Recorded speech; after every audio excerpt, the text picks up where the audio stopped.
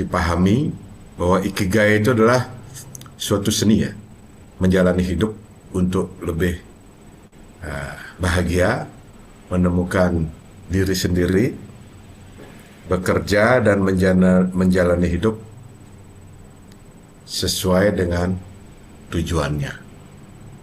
Jadi mengetahui jalan hidupnya dan menikmati jalan hidupnya untuk mencapai tujuan. Sehingga bisa hidupnya itu menjadi sehat ya, umur panjang ya, makmur, berlimpah,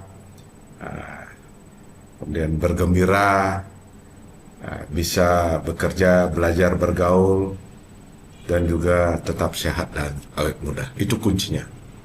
Jadi ikigai ini konsepnya ada orang tua di Okinawa di Jepang, dan ada juga bagian belahan dunia yang disebut dengan zona biru. Orangnya itu happy, umur panjang, sehat, dan menikmati kerja dan menikmati hidup. Nah, kemudian dikembangkanlah teori-teorinya, kemudian tekniknya, dan bagaimana cara menemukan ikigai. Di masing-masing suku bangsa, kok ini ada juga dengan nama yang berbeda. Nah, fokus pada seminar kali ini, silakan slide-nya, yaitu bagaimana membangun dan mengembangkan gairah hidup menjadi kebiasaan hidup. Yang arti kita itu harus bisa membangun dan mengembangkan sendiri menjadi kebiasaan hidup kita sendiri ya, kebiasaan hidup yang positif yang dicirikan dengan di pagi hari.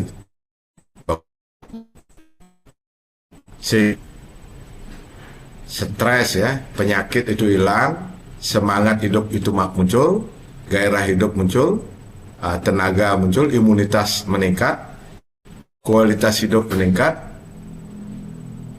dengan ditandai oleh gairah hidup yang terus membara dari dalam diri. Artinya, semangat hidup yang meningkat itulah yang membuat kita sehat, membuat kita awet muda, umur panjang, bergairah dalam bekerja, yang dimulai dari dalam diri. Semuanya bermulai dari dalam diri. Nah, untuk itu ini bukan sekedar teori, tapi sudah dipraktekkan oleh masyarakat-masyarakat atau individu di dalam masyarakat yang memiliki gairah hidup yang tinggi itu, dia bersemangat. Sehingga modal semangat itulah yang menjadi spirit, rohnya. Dia itu bisa sehat, bergairah, munculnya dari dalam hati. Jadi semuanya itu munculnya dari dalam kalbu.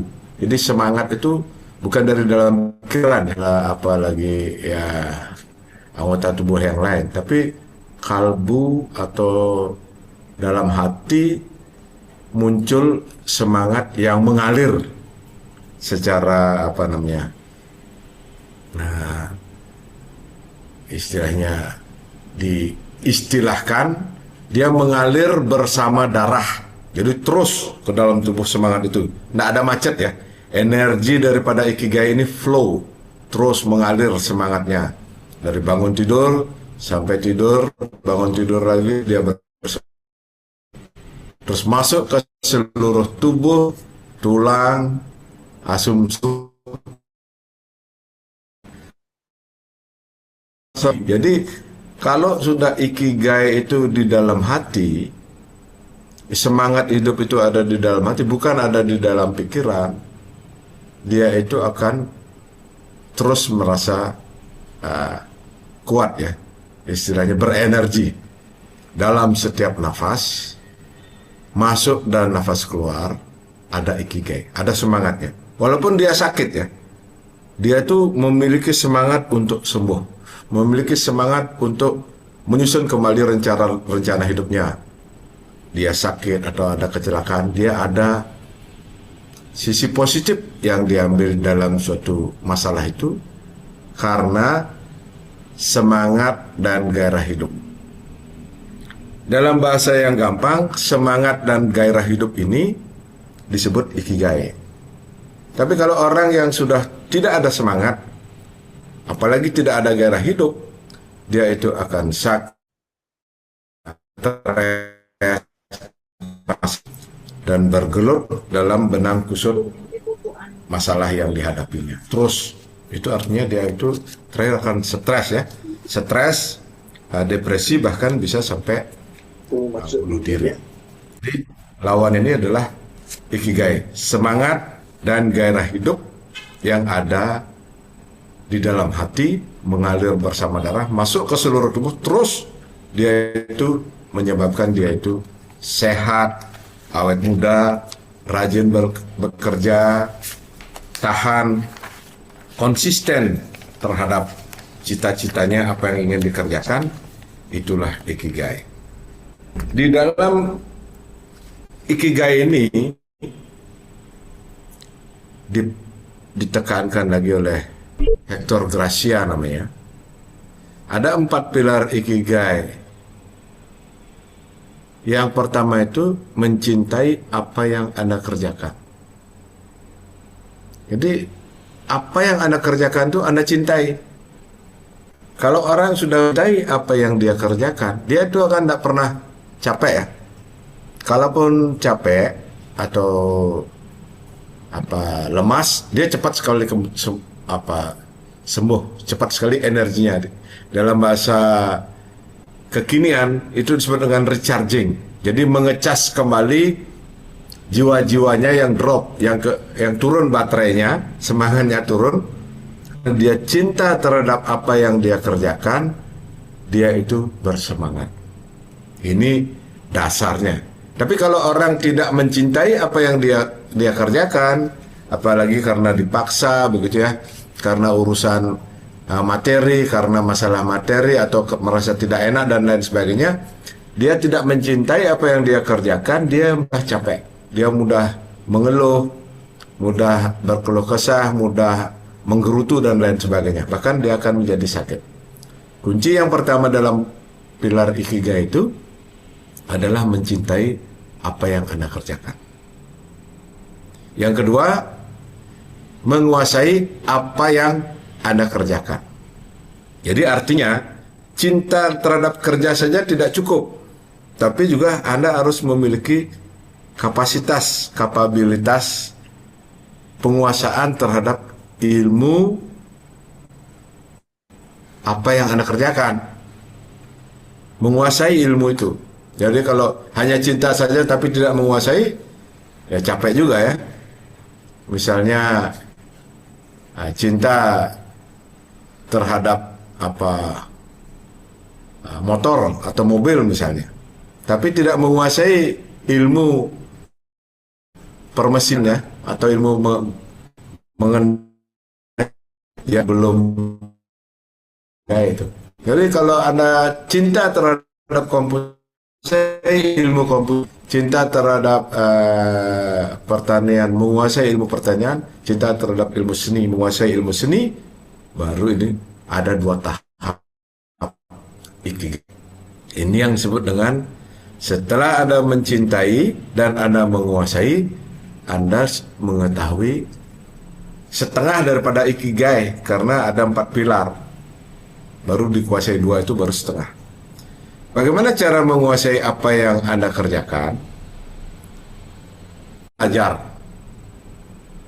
Yang kedua, berani mencoba ya. Yang ketiga, terus menerus memperbaiki dan mencari ilmu pengetahuan baru dan pengalaman baru dalam apa yang Anda cintai tersebut. Setelah mencintai dan menguasai dengan proses belajar dan berpengalaman, yang ketiga adalah Anda mendapatkan penghidupan atau Anda mendapatkan bayaran dari yang Anda kerjakan. Jadi Anda ada penghidupan ya, ada rezeki masuk ke dalam apa dari apa yang Anda cintai dan apa yang Anda kuasai itu. Anda mendapatkan bayar, atau dibayar, atau digaji, atau mendapatkan keuntungan secara materi, dan juga secara spiritual. Yang keempat adalah bagaimana dunia atau masyarakat membutuhkan pekerjaan Anda. Ini kenapa Anda mendapatkan bayaran? Karena Anda menguasai ilmu dan mencintai ilmu. Jadi kalau Anda tidak menguasai, tidak ada orang yang berani membayar Anda. Jadi Anda mendapatkan bayaran karena Anda memiliki ilmu pengetahuan terhadap dari apa yang Anda cintai. Setelah Anda dibayar, kemudian bagaimana membuat dunia atau masyarakat luas membutuhkan pekerjaan Anda. Jadi kalau tidak ada yang membutuhkan pekerjaan Anda, berarti belum mendapatkan keempat pilar Ikigai. Jadi ini melalui proses pendidikan dan pelatihan, penyebaran informasi, penyebaran pendidikan, penyadaran kepada masyarakat bahwa ilmu ini atau apa yang Anda cintai ini bermanfaat bagi masyarakat.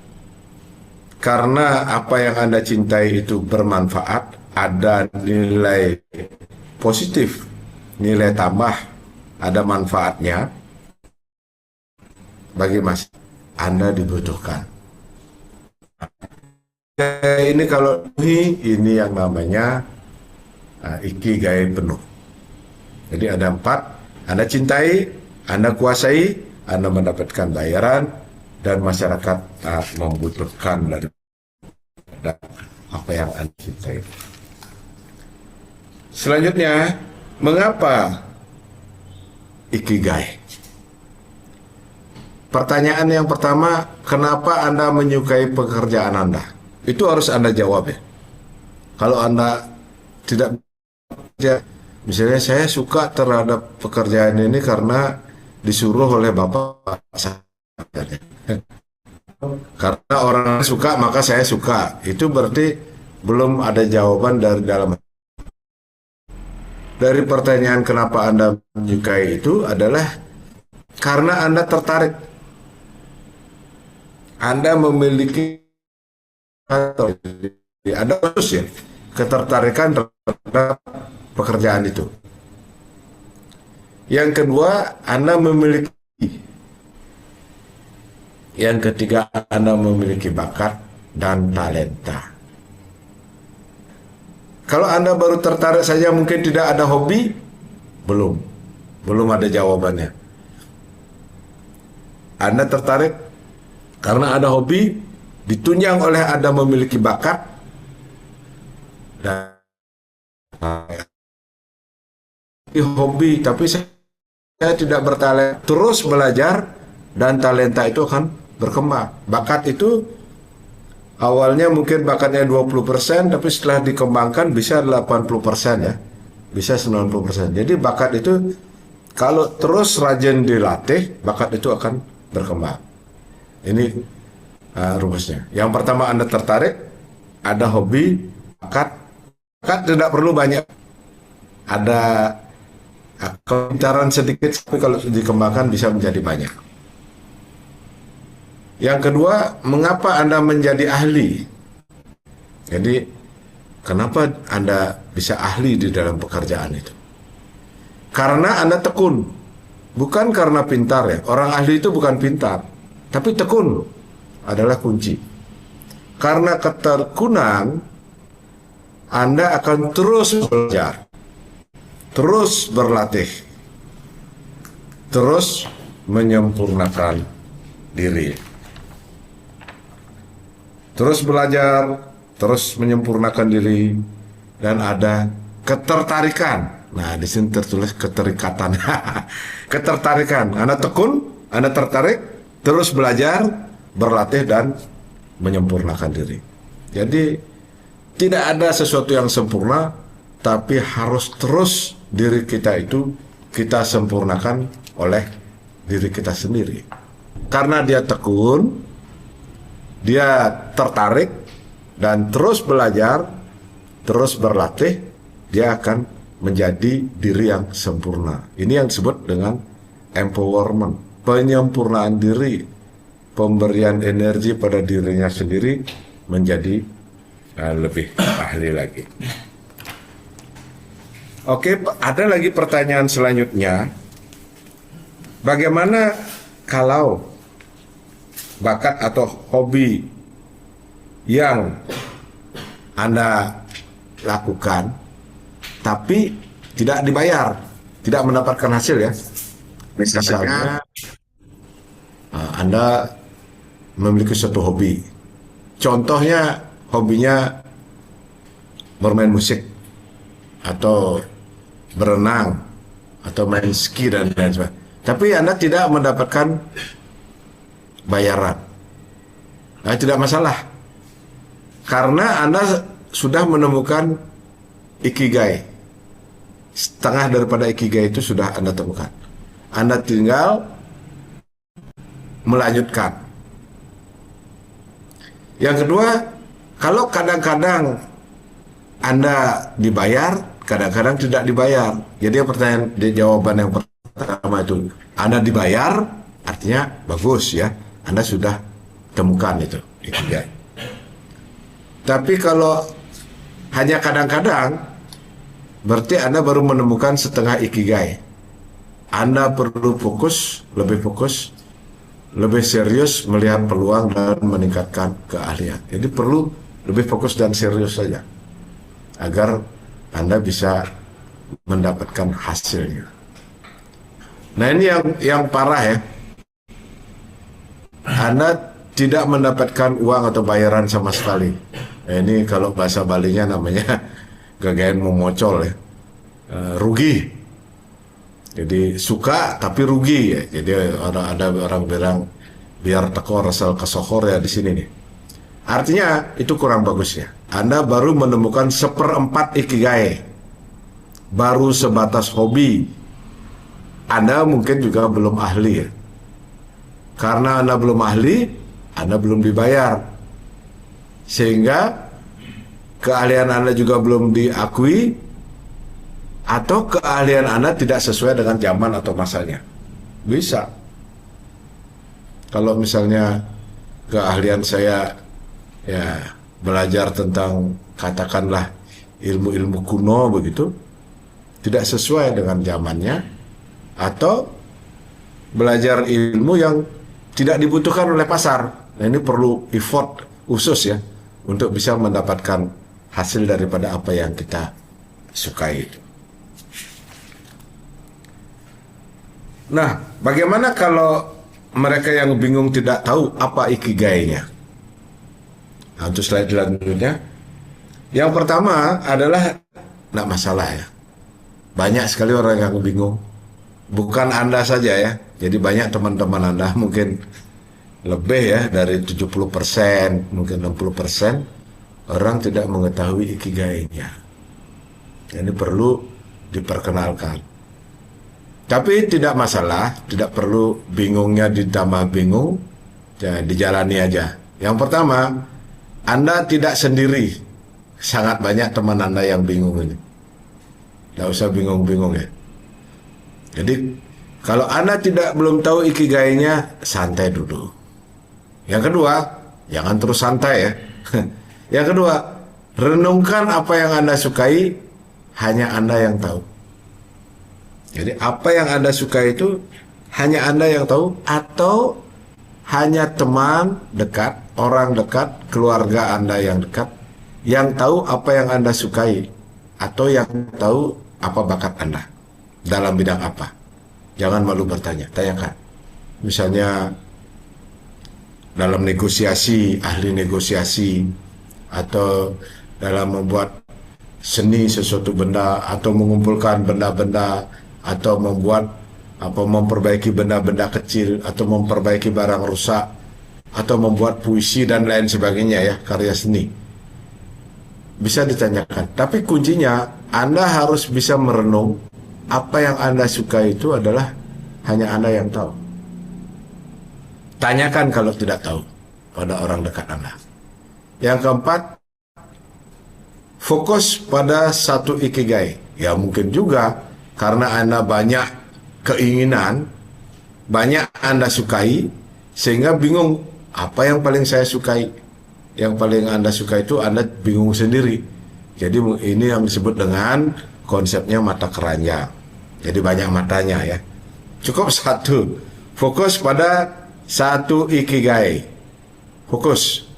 Jadi hanya orang fokus itu dia akan bisa mengembangkan ikigainya pada satu hal. Fokus pada satu hal. Yang kelima, kumpulkan data atau produk informasi yang mendukung ikigai. Jadi kalau Anda suka berenang, pelajari. Kalau Anda suka peternakan, pelajari. Kalau perikanan apa? Dipelajari. Dikumpulkan data-datanya. Dihubungkan, ditemukan poin-poin penting dan kata kuncinya. Tambah sekarang, ada lagi, bisa ditanyakan ke bukan saja orang terdekat ya, kepada artificial intelligence itu, pada chat GPT, saya sukanya begini, kira-kira pekerjaan apa yang cocok, begitu tanya chat GPT dijawab itu ya. Itu termasuk teman teknologi ya. Jadi kumpulkan produk tentang satu hal, data-data tentang satu hal, informasi tentang satu hal, kemudian dipelajari, dihubungkan dan temukan poin penting dan kata kuncinya. Kita akan temukan ini. Setelah data terkumpul, baru bisa Anda praktekkan dan praktekkan. Jadi praktek itu tidak langsung besar ya, kecil dulu, step by step, pelan. Jadi istilahnya bertahap, sedikit demi sedikit, lama-lama menjadi bukit. Nah itu kalau generasi Z, generasi milenial mungkin lupa peribahasa itu. Sedikit demi sedikit, ya harus belajar dari semut ya. Sedikit demi sedikit, lama-lama menjadi bukit. Artinya kita harus praktek dari hal-hal yang kecil dulu, lama-lama akan bisa mempraktekkan hal-hal yang besar. Oke. Nah, kemudian selanjutnya adalah bagaimana kata kunci ikigai tentang satu hal. Tentang satu hal. Tahu banyak informasi tentang satu hal. Jadi satu hal itu tidak perlu banyak-banyak tahu tentang lain hal. Kalau Anda bergerak di dalam, katakanlah yang gampang ya, yang gampang sekarang musim durian ya, musim durian, Anda memiliki ingin bisnis durian begitu, tentang durian saja pelajari. Masyarakat suka yang durian jenis apa, yang dari mana, yang aromanya kayak apa, yang warnanya kayak apa, dari desa mana, di mana membeli atau menanam bibit apa, pupuknya bagaimana, itu baru satu hal. Tahu banyak informasi tentang satu hal. Jadi satu hal yang Anda tahu tapi dalam. Banyak hal lagi yang bisa diketahui tentang satu hal ya, tentang bisnis apa emas, atau bisnis apa lagi motor, atau bisnis pertanian, bisnis kopi, kopi apa namanya, kopi kekinian dan lain sebagainya, atau bisnis perhiasan. Banyak yang bisa diketahui tentang satu hal. Yang kedua, melakukan banyak praktik dalam satu hal. Jadi satu hal ini harus banyak dipraktekkan.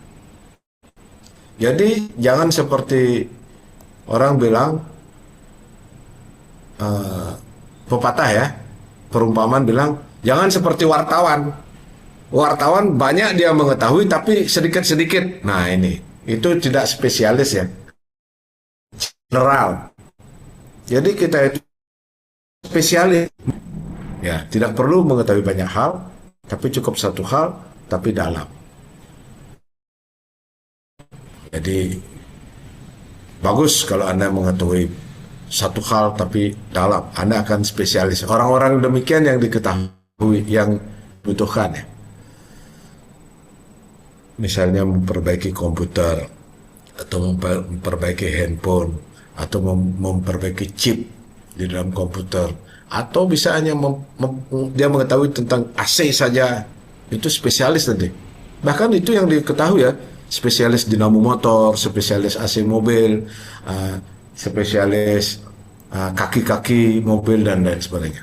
Oke, yang ketiga, memperbaiki, mengembangkan satu hal karena menyenangi dan mencintai. Jadi di sini kata kuncinya menyenangi. Kenapa? Karena saya senang. Kenapa? Karena saya cinta terhadap produk itu, terhadap pekerjaan itu. Dan terus kecintaan dan kesenangannya itu dia perbaiki dan dia kembangkan. Jadi kalau dalam istilah kedokteran, setelah spesialis, dia menjadi subspesialis. Jadi ahlinya, misalnya dia mengetahui tentang akuntansi, tentang akuntansi perpajakan, spesialis perpajakan tentang hukum perpajakan terhadap orang asing atau terhadap perusahaan, begitu. Contoh pekerjaan itu. Jadi mengembangkan, memperbaiki karena menyenangi dan mencintai. Padahal pekerjaan itu rumit sekali ya. Rumit sekali pekerjaan. Pekerjaan apapun kalau diperdalam rumit. Semakin rumit artinya dia akan semakin mengetahui kata-kata kuncinya. Bisa menghubungkan seperti teka-teki ya.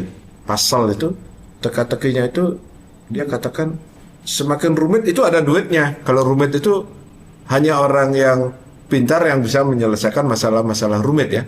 Kalau masalah-masalah yang umum ya orang biasa aja bisa. Bayarannya tentu murah ya. Yang rumit, nah ini dia akan mendapatkan duit. Jadi rumit ekivalen dengan duit. Oke, yang keempat, akhirnya Anda akan menjadi ahli dalam satu hal. Inilah ikigai. Karena Anda ahli, Anda dicari. Kalau ada beton-beton yang bocor itu Anda akan dicari karena Anda ahli ya. Bukan saja karena murah tapi karena ahli. Anda menjadi ahli dalam satu hal karena Anda berpengalaman, karena Anda memperdalam, menguasai ilmu itu. Anda menemukan setengah ikigai atau menyukai dan menjadi ahli dalam satu hal. Jadi ini ahli dalam satu hal itu sangat penting.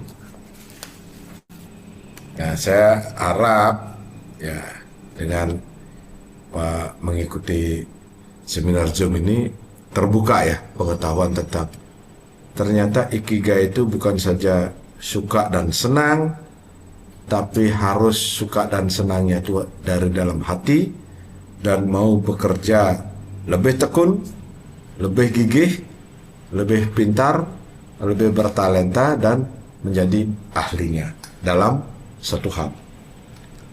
Bagaimana Anda bisa hidup atau dibayar dari ikigai?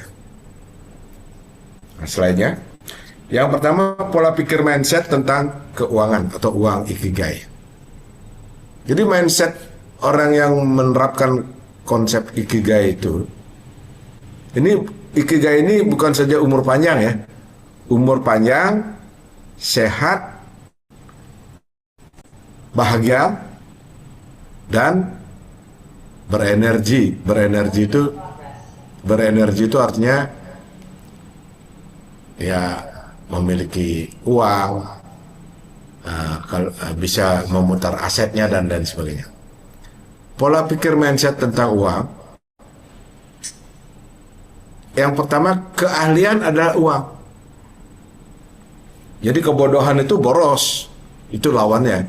Kalau Anda ahli, ini artinya uang. Ini konsepnya monetizing. Bagaimana membuat uang dari keahlian yang Anda miliki. Jadi orang ahli itu cukup melihat masalah saja, memutar, dia udah uang. Jadi dia bekerja karena ahli. Jadi ada contoh anekdot, ada orang ke bengkel begitu, rusak mobilnya, dibawa ke bengkel. Nah, dipikir oleh orang bengkelnya, bautnya diputar sedikit, udah sehat, udah bagus mobilnya. Nah, dia bilang, berapa biaya? Oh, cepat sekali ya, bagus. Berapa biayanya? Oh, biayanya 1 juta. Wah, masa hanya memutar baut saja kok 1 juta. Iya, kalau memutar bautnya itu cuma 10.000, keahliannya 990.000. Nah, itu artinya genaplah 1 juta ya. Keahlian itu mahal, keahlian adalah uang ya. Itu contohnya. Yang kedua, pengetahuan adalah uang. Jadi pola pikir mindset di sini memang karena Anda ahli, Anda dibayar. Itu kan enggak bisa dibayar pakai omong-omong aja, atau ini harus pakai uang ya. Pengetahuan ini adalah uang. Jadi karena Anda tahu, jadi konsultan itu kenapa dibayar mahal? Karena dia mengetahui. Dia ahli ya. Misalnya konsultan hukum ya, konsultan pajak, konsultan lingkungan, konsultan teknik atau bangunan, itu modalnya adalah pengetahuan dan keahlian. Ini adalah uang. Yang ketiga, produk adalah uang. Jadi karena dia mengetahui dan ahli, dia memiliki produk. Jadi orang yang bilang ahli tapi mengetahui tapi tidak memiliki produk, berarti dia tidak ahli dan tidak tahu. Jadi orang yang ahli dan tahu itu bisa membuat produk. Dia bisa membuat teknik, teknologi, dia bisa membuat manajemen, dia bisa membuat produk. Barang ya. Barang yang dimaksud adalah barang dan jasa. Yang keempat, ini teknik atau teknologi adalah uang. Jadi teknik dan teknologi ini adalah cara. Cara itu teknologi internet itu cara menggunakan internet. Teknologi pembayaran ya, menggunakan QRIS itu adalah teknologi. Itu ada jasanya. Itu adalah uang. Jadi orang bangsa atau orang atau keluarga yang memiliki teknik, memiliki produk, ini pasti dia memiliki uang. Karena ikigainya dibayar. Yang kelima, jaringan atau relasi adalah uang. Jadi pertemanan atau jaringan yang disebut dengan relasi itu aset ya. Aset yang tidak terlihat, itu uang. Ada orang hanya angkat telepon saja, gampang sekali dia menjual barangnya. Hanya angkat telepon saja dia bisa mengumpulkan dana untuk apa? Untuk dana kemanusiaan, dana sosial. Karena kepercayaan, karena dipercaya. Jaringan dan relasi adalah uang. Jadi jangan jaringan tuh banyak teman, tapi banyak teman yang morotin itu ya enggak uang itu. Malah kita keluar uang ya. Jadi jaringan dan relasi yang mensupport daripada ikigai ini, dia akan membayar. Kemudian pengalaman adalah uang. Jadi pengalaman itu ilmu yang didapat sangat lama. Jadi kalau belajar mungkin hanya 3 tahun atau 4 tahun dapat S1, S2 2 tahun, S3 lagi 3 tahun, itu baru ilmu ya. Pengalaman ini adalah jam terbang. Itu adalah uang. Dengan pengalaman dia mengetahui. Jadi pengalaman itu orang bisa melihat, bisa memprediksi ya, dari berdasarkan pengalamannya ini untuk bisa membuat keahliannya semakin bagus, pengetahuannya semakin bagus, produknya semakin bagus. Jadi kalau ada perusahaan misalnya katakanlah pembuat mobil begitu ya, pasti orang membeli mobil yang aman. Atau pembuat pesawat terbang membeli pengalaman produk dari perusahaan yang berpengalaman. Atau kalau Anda mau nggak misalnya dioperasi jantungnya oleh dokter yang tidak berpengalaman,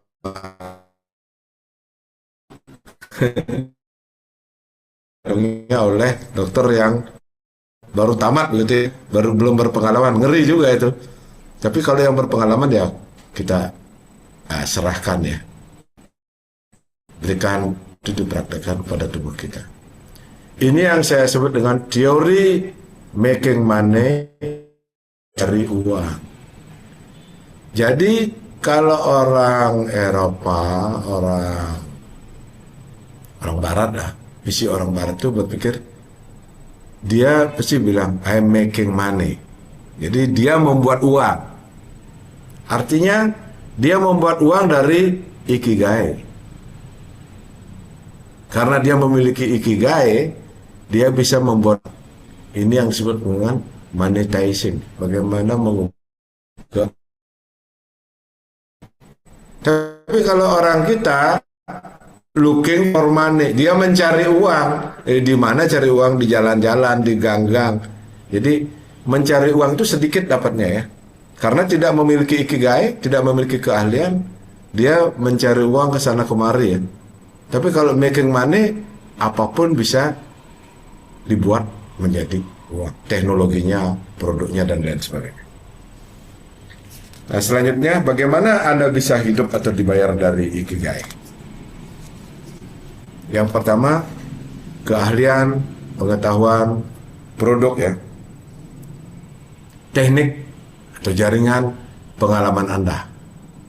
Biarkan masyarakat atau dunia luar menilai dan memutuskan untuk membeli, memakai, atau menghargai produk Anda. Teknologi yang konsisten, fokus, tekun pada ikigai Anda. Jadi kuncinya adalah promosi. Kalau bahasa kekinian, viralkan, ajarkan kepada orang lain bahwa ini loh ikigai kita.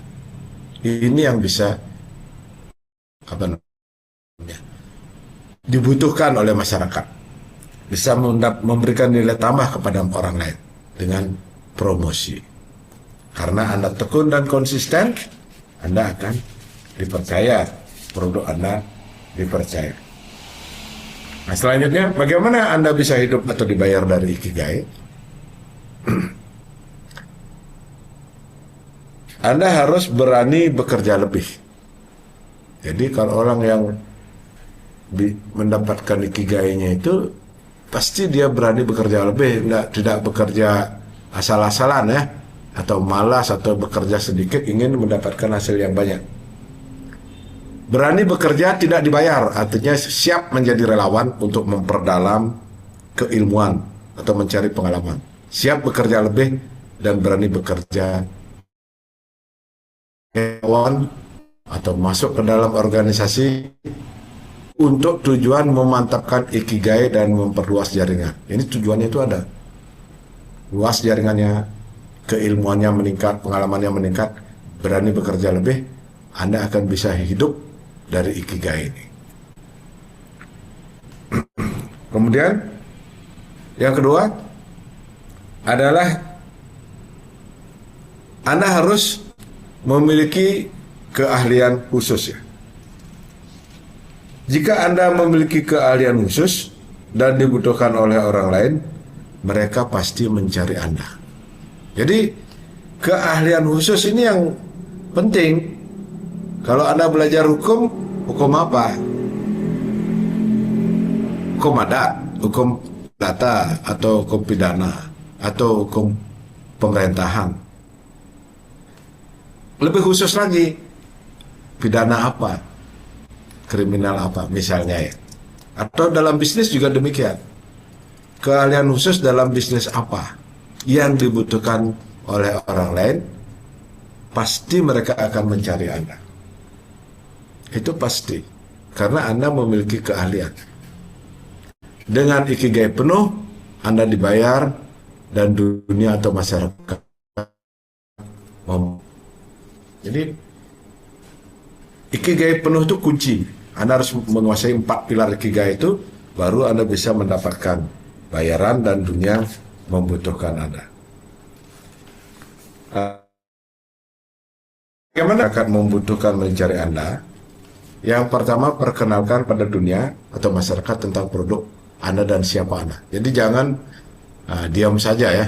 Jadi Anda harus ngomong, berani membuat konten ya, berani membuat narasi, berani tampil, ini loh produk saya, ini produk kita, dan masyarakat mengenal apakah bagus, enak produknya, berkhasiat, harganya terjangkau, mungkin memberikan kesehatan atau juga memberikan nilai tambah lainnya. Nah, kemudian Anda harus konsisten atau segaris atau linear antara pikiran, perkataan, dan perbuatan Anda. Dunia mencatat rekam jejak Anda. Artinya, apa yang Anda pikirkan, apa yang Anda katakan, dan apa yang Anda lakukan konsisten terhadap apa yang Anda perkenalkan terhadap produk Anda. Dan dunia mencatat rekam jejak Anda. Ini dunia ini maksudnya dunia maya ya. Dunia maya itu mencatat produk Anda. Jadi kalau Anda, contohnya ya, Anda bilang, misalnya Anda sebagai politisi begitu ya, Anda bilang, oh jangan ini, jangan itu, tapi Anda melakukan yang ini dan itu. Atau jangan korupsi, tapi Anda korupsi, atau keluarga Anda korupsi, itu akan dicecar ya. Woi jangan narkoba, tapi dia memelihara narkoba. Ini artinya tidak linier. Artinya bahasa Balinya nyaplir ya. Nah, kemudian promosi, edukasi, training masyarakat untuk meningkatkan pengetahuan, pengalaman, pemahaman, dan keterampilan mereka. Jadi masyarakat harus diedukasi, harus dilatih, diberikan pendidikan pemahaman, baru dia mengerti bahwa produk Anda itu bermanfaat, ada guna, memberikan nilai tambah. Kalau misalnya ada suatu toko yang menjual sepatu itu sampai 3 juta, 4 juta itu, oh itu.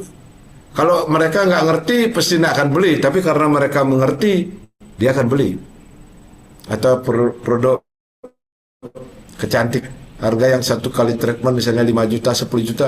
Karena mereka mengerti, mereka mau beli. Kalau nggak mengerti, nggak dikasih gratis pun nggak mau ya. Itu contohnya.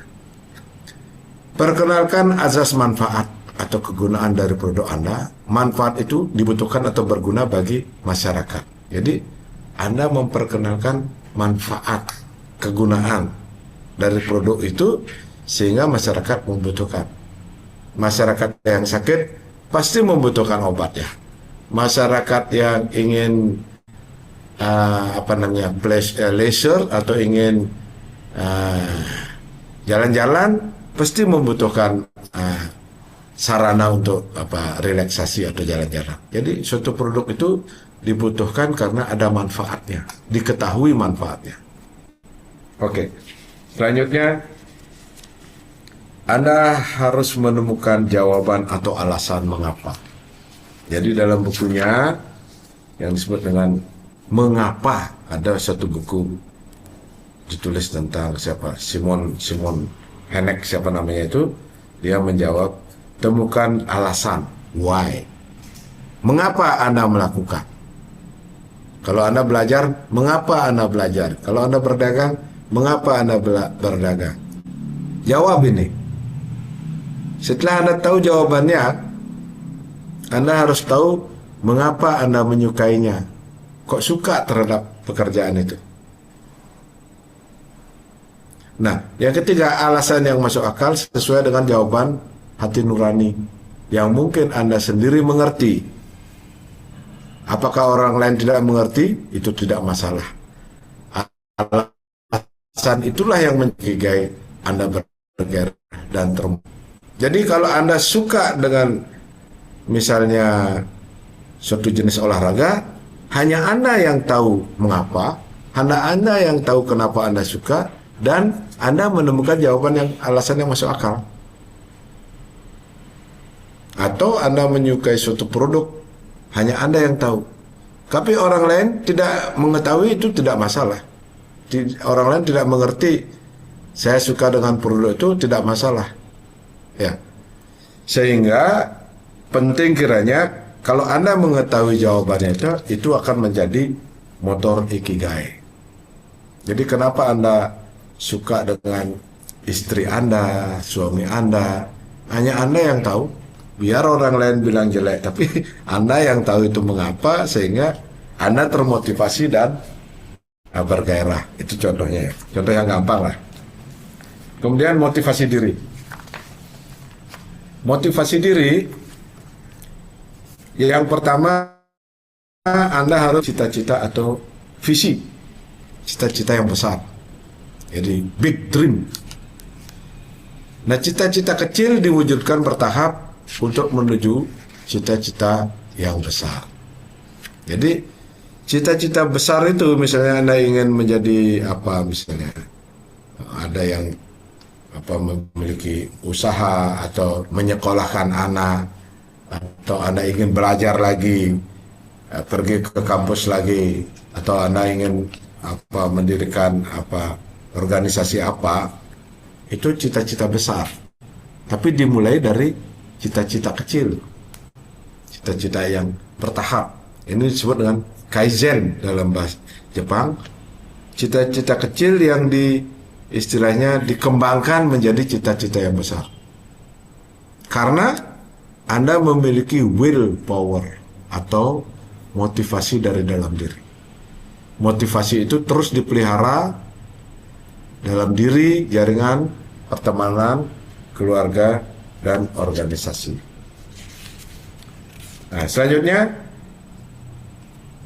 imajinasi yang penting, sangat penting ya. Imajinasi sangat penting untuk ikigai. Jadi, imajinasi itu artinya bayangan. Setiap orang atau anak-anak orang tua punya imajinasi atau cita-cita, pikiran, keadaan masa depan dirinya. Imajinasi itu harus dipelihara. Imajinasi. Jadi kalau tidak punya mimpi, ya mimpi aja nggak bisa, apalagi kerja. Yang paling gampang itu kan bermimpi. Imajinasi atau cita-cita mendekati akan menjadi realita. Itu secara bertahap. Apa yang Anda bayangkan akan menjadi realita. Jadi tidak ada jalan pintas untuk menjadi orang sukses. Tidak ada jalan pintas untuk menjadi kaya atau menjadi sehat ya. Tidak ada jalan pintas.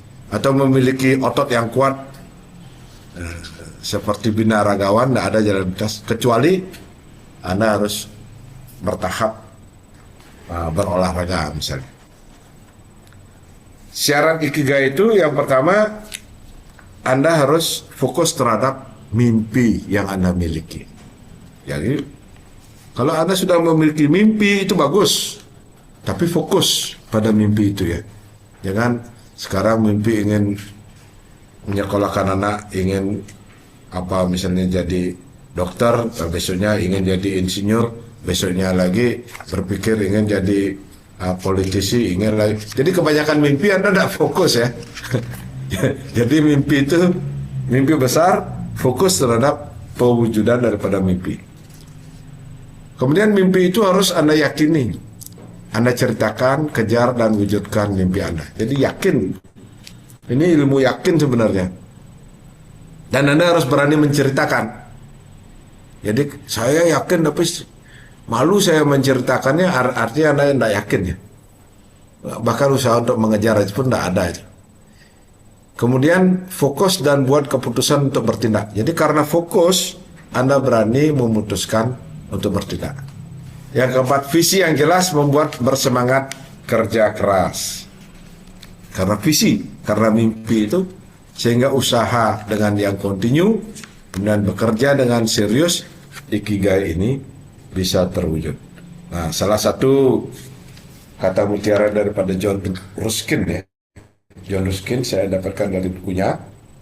Ketika cinta dan keterampilan bekerja, Anda menghasilkan mahakarya.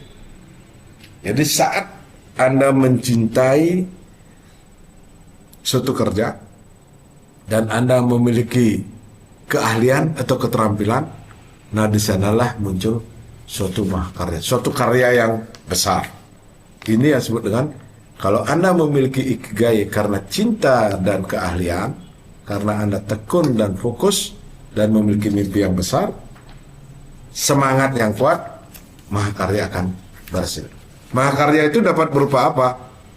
Mungkin berupa restoran yang bagus, mungkin bisa produk yang bagus, mungkin bisa keluarga besar yang bagus, mungkin bisa memiliki anak-anak yang sukses, keluarga yang sukses, atau memiliki masa depan pensiun yang sukses dan lain sebagainya. Apa yang dimaksud dengan gairah? Jadi gairah itu adalah kunci daripada ikigai. Gairah semangat hidup itu kuncinya gairah atau passion. Jadi gairah itu bukan hanya bergairah begitu, tapi keinginan kuat dari dalam hati. Apakah Anda kerja keras karena gairah atau karena uang ya? Jadi kalau karena uang bukan gairah. Jadi karena gairah kerja itu dari dalam hati, semangat agar bisa mimpi itu terwujud, sehingga gairah itu memberikan kekuatan atau inisiatif untuk mewujudkan atau bertindak. Nah, beberapa ini lagi ada kunci sukses ya. Ada ini lumayan nih. Anda harus percaya. Kalau ada saat orang lain ragu, Anda percaya. Belajar saat orang lain tidur. Orang lain tidur-tiduran, ngobrol-ngobrol, Anda belajar. Orang lain lagi lambat-lambat, Anda membuat keputusan. Anda bersiap saat orang lain melamun. Nah, ini ada 10. Terakhir, Anda bisa bertahan saat orang lain menyerah. Saat Anda banyak orang mengkritik, Anda memberi pujian. Saat orang lain hanya berbicara, Anda mendengarkan. Jadi ini kunci sukses dari William Arthur Ward. Kunci sukses Ikigai itu adalah bahagia dulu baru sukses. Kalau sekarang orang, kalau saya tidak sukses, tidak bahagia. Bukan, kebalik ya. Kalau Anda sudah bahagia dulu, sukses akan mengikuti. Bukan sukses dulu. Banyak orang sukses tidak bahagia ya. Setelah sukses dia sakit ya. Setelah sukses dia cerai. Setelah sukses dia dia happy-happy, akhirnya ditipu dan lain sebagainya. Jadi bahagia dulu baru sukses. Kenapa? Karena bahagia itu didukung oleh gairah, semangat, kerja keras, itu konsep bahagia. Jadi orang yang tidak semangat pasti tidak bahagia, tidak bergairah, tidak bahagia, tidak cerdas, tidak kerja keras, tidak bahagia. Itu konsepnya. Jadi bahagia dulu, baru sukses. Bagaimana cara Anda bisa bergairah dan terus bergairah? Yang pertama adalah Anda memiliki tujuan. Tujuan itu penting. Yang disebut dengan, kalau dalam bahasa yoga, tujuan itu adalah visi atau sankalpa, cita-cita atau niat. Nah, ini kita dihidupkan dengan bagaimana teknik dengan cakra pengetahuan ya, dengan tekniknya adalah menggunakan meditasi angka. Tujuan kita menjadi jelas, jadi straightforward, cepat menuju tujuan. Yang kedua adalah relaksasi. Jadi teknik menghidupkan bagaimana cakra jantung itu bisa rileks. Karena banyak orang mengejar tujuan, akhirnya dia tidak bisa rileks, ya dia sakit jantung ya. Dia sakit jantung, dadanya sesak, napasnya pendek, itu dia kurang relaksasi. Yang ketiga adalah dia tahan, dia kuat. Ini cakra perut, artinya perut yang kuat, solar plexus namanya, yang disebut dengan cakra manipura, itu bisa diteknikkan dalam Qigong, namanya dantian perut, dantian 3. Itu hanya orang yang kuat cakra perutnya, itu dia tahan dan kuat terhadap masalah, terhadap penyakit ya, terhadap perubahan iklim, perubahan sosial, itu dia kuat, sangat grounding namanya, dalam membumi ya, tubuhnya. Nah, kemudian badannya aktif dan rajin bergerak. Dalam bahasa sekarang, olahraga disebut mens sana in corpore sano. Di dalam tubuh yang sehat, tubuh yang bergerak, jiwanya juga sehat. Jadi artinya kita tidak bisa menyehatkan jiwa. Itu lebih susah ya. Menyehatkan jiwa lebih susah daripada menyehatkan fisik ya. Jadi fisiknya dulu disehatkan, jiwanya dia sehat. Sehingga perutnya sehat, jantungnya sehat, visinya sehat, baru dia terus bisa bergairah. Ini ada nanti tekniknya ini dalam bentuk workshop ya, diajarkan teknik Ikigai dalam bentuk workshop dan kepemimpinan dan hubungannya dengan cara-cara dalam yoga. Kemudian konsep keseimbangan dan kekuatan untuk Ikigai dari filosofi Tao. Ada 5 hal. Yang pertama, body. Jadi ada tubuh, ada nafas, ada pikiran, ada energi, dan ada jiwa. Jadi kalau sebelumnya dalam filosofi yoga itu ada 3, body, mind, and spirit. Body, mind, and soul, tubuh, pikiran, dan jiwa. Ditambah lagi 2, nafas dan energi. Energi yang disebut ki. Ini harus sehat.